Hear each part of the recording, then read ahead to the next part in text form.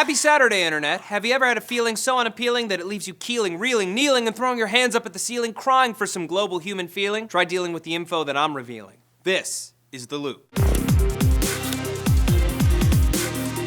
In Santa Cruz, Bolivia this past Thursday, Pope Francis offered the first official apology for all indigenous peoples killed in the name of the church during the colonial era. This was in a speech about ending the so-called new colonialism of modern times, aka our money-centric culture that often abandons the poor. In front of an audience of farmers and the working class, he said, "Some may rightly say when the Pope speaks of colonialism, he overlooks certain actions of the church. I say this to you with regret. Many grave sins were committed against the native people of America in the name of God." This is the latest in a string of powerful and revealing speeches from the leader of the Catholic faith, who is determined to make the church palatable following decades of scandal and a general disconnect with an increasingly progressive society that places a premium on authenticity. His behavior is alienating the most conservative Catholics around the world. The question is Pope Francis engaging more people than he's alienating? In Bavaria, Germany yesterday, an 82-year-old woman and a male cyclist were shot dead in a shocking and tragic drive-by shooting. The shooter was driving a silver Mercedes-Benz and reportedly threatened a farmer and another driver on the road before getting caught by German police at a nearby gas station later that day. At this time, it appears that the gunman was working alone and no motive has been yet reported. Our hearts go out to the families of the victims during this horrible time, and we hope that they receive justice. Meanwhile, in America this Thursday, the U.S. Office of Personnel Management revealed that they had been hacked, leaking 21.5 million people's social security numbers to parties unknown. This breach and a previous breach in April are both attributed to the same actor or adversary, according to the OPM, and that 1 out of every 15 Americans has been affected by this attack, which also included 1.1 million fingerprint records among the stolen items. Director of National Intelligence James Clapper is pointing a finger squarely in China's direction, but Special Assistant to the President and Cybersecurity Coordinator Michael Daniel told reporters that the government is still considering multiple options. Following the breaches, the OPM has taken its electronic questionnaires for investigations processing system, or EQUIP, offline for security upgrades. In addition, Catherine Archuleta, chief of the OPM, stepped down from her post Friday afternoon. Hopefully it's not too little too late for the rest of America. Popular messaging apps Snapchat, WhatsApp, and iMessage may soon be banned in the United Kingdom, care of Prime Minister David Cameron, who is considering new legislation that would prevent citizens from sending any form of encrypted messages. Basically, the British government isn't able to decode any messages sent from these services, and they consider unreadable messages to be a grave security risk. The bill, known as the Investigatory Powers Bill, would also require internet service providers and companies like Google and Facebook to keep records of your online activity. If the bill passes, all of these changes would come into effect within the next few weeks. So send those important snaps now before the government starts staring over your snap and shoulder. Tyson, the largest meat producer in the world, has just been exposed by animal activist group Mercy for Animals, who caught Tyson Foods workers in Delaware on tape, kicking, clubbing, throwing, and breaking the necks of chickens in their care, as well as leaving thousands of deathly ill and injured animals to suffer without proper access to food, water, or medical care. The chickens are also bred to grow so quickly that they often collapse under their own weight and suffer heart and organ failure. The horrifying, nauseating footage can be found on the website TysonTorturesAnimals.com. MFA is calling on Tyson to put into action meaningful animal welfare reforms as soon as possible. Let me say it again. The company that commits these awful acts is the largest meat producer in the world. They don't have my business anymore.